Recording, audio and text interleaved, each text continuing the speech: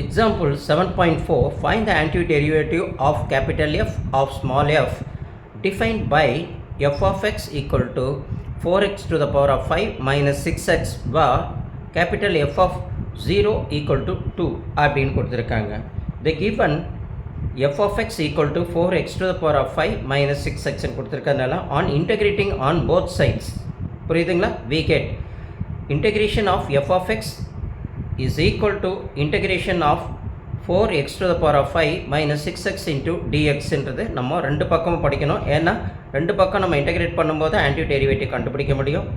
இப்போது capital F of எக்ஸை நம்ம இன்டெகிரேட் பண்ணும்போது ஸ்மால் எஃப் ஆஃப் எக்ஸ் பண்ணும்போது capital F of X is equal to integration of 4x to the power of 5 into இந்த dx போட்டுக்கிறோம். அதுக்கப்புறம் இந்த மைனஸை போட்டுக்கிறோம். அதுக்கப்புறம் integration of 6x into dx அப்படின்றத நம்ம கொண்டு வந்துடுறோம். புரியுது இல்லைங்களா? அதாவது இதை ஒரு வாட்டி வித் இன்டெகிரேஷனோட இப்படி ஸ்ப்ளிட் பண்ணி நம்ம போட்டுக்கிறோம். அப்படி ஸ்ப்ளிட் பண்ணி நம்ம போடும்போது நம்மளுக்கு இன்டெகிரேஷன் பண்ணுறதுக்கு ஈஸியாக இருக்குன்றதுனால நம்ம இப்படி போட்டுக்கிறோம். புரியுது இல்லைங்களா?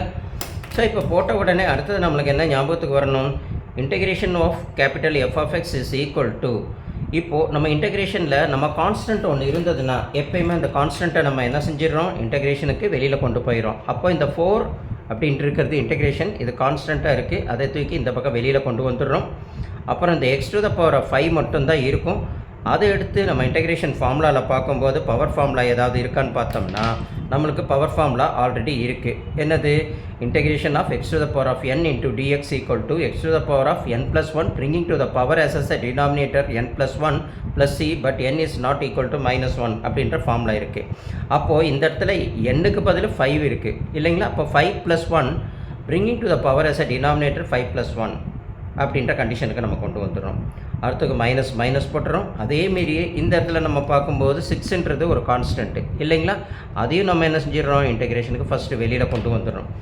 வெளியில் கொண்டு வந்துட்டோம்னா அதுக்கப்புறம் நமக்கு இங்கே இந்த இடத்துல என்ன இருக்குது நம்ம பார்க்குறதுக்கு, இந்த 6ன்றதை போட்டுறோம். ஓகேங்களா? 6ஐ போட்டுட்டு into x to the power of அப்படின்போது எக்ஸுக்கு என்ன வரும், integration of f of x into dx equal to capital F of எக்ஸ்ன்னு பார்த்தோம். அது நம்ம இதுக்கு பார்த்துட்டோம். இங்கே இன்டெகிரேஷன் ஆஃப் டிஎக்ஸ் நம்மளுக்கு என்னவா வரும், ஈக்குவல் டு எக்ஸ், அதில் பவர் அதோட 1 தானே இருக்குது பார்த்தீங்களா? அப்போ இங்கே ஒன்றுமே இல்லாதனால 1, அப்போது 1 + 1 bringing to the power as a denominator. அப்போ ஒன்றுமே இல்லைன்னா நம்மளுக்கு 1 தான் நம்ம ஞாபகம் வச்சுக்கிறோம். புரியுது இல்லைங்களா? அப்போது 1 + 1 இங்கே 1 + 1 லாஸ்ட்டில் ப்ளஸ் சி அப்படின்னு போட்டுறோம். அப்போ capital F of X equal to 4 into x 4x to the power of 5 + 1 6. அதே தான் நம்ம டினாமினேட்டரில் கீழே போட்டுக்கிறோம். மைனஸுக்கு மைனஸ் அட்டிஸ் அப்படியே போட்டுறோம். 6 into x 6x போட்டுறோம்.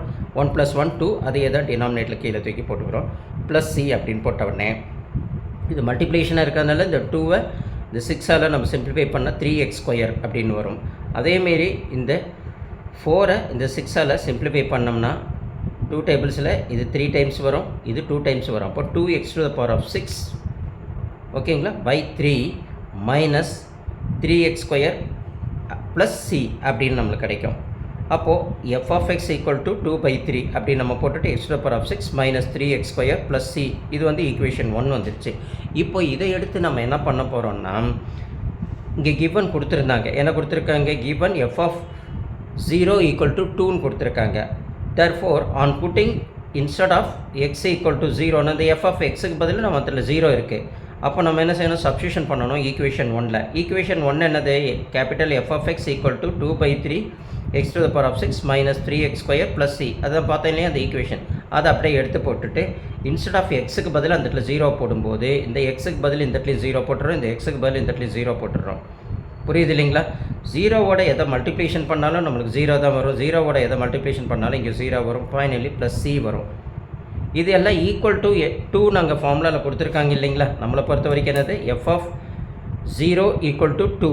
அப்போது இதுவும் நம்மளுக்கு என்னது, இஸ் ஈக்குவல் டு 2 தான் வருது அப்படின்னு நம்ம புரிஞ்சுக்கிறோம்.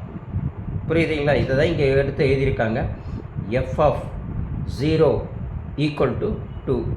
எஃப் ஆஃப் 0க்கு பதில் தான் நம்ம என்ன 0வை போட்டுட்டோம், அந்த 2வை தான் இங்கே தூக்கி நம்ம போட்டிருக்கோம். புரியுது இல்லைங்களா? அப்போ நம்மளுக்கு சி ஃபைனலாக கிடைக்கிது. இதனால் இதுவும் ஜீரோவோட மல்டிப்ளிகேஷன் பண்ணும்போது ஜீரோவோட மல்டிப்ளிகேஷன் 0 0 வந்துடுது. C equal to 2. அப்போ சி ஈக்குவல் டு 2னா நம்மளை பொறுத்த வரைக்கும் ஈக்குவேஷனில் சி இங்கே வருது பார்த்தீங்களா, 2/3 x to the power of 6 minus 3x square plus cன்னு வருது. அது சிக்கு பதில் இந்த வேல்யூ 2 தூக்கி நம்ம அங்கே போட்டுக்கிறோம். Now on pudding the C equal to 2 in equation 1, capital f of x equal to 2x to the power of 6 by 3 minus 3x square plus 2 அப்படின்னு நம்ம போட்டுக்கிறோம்.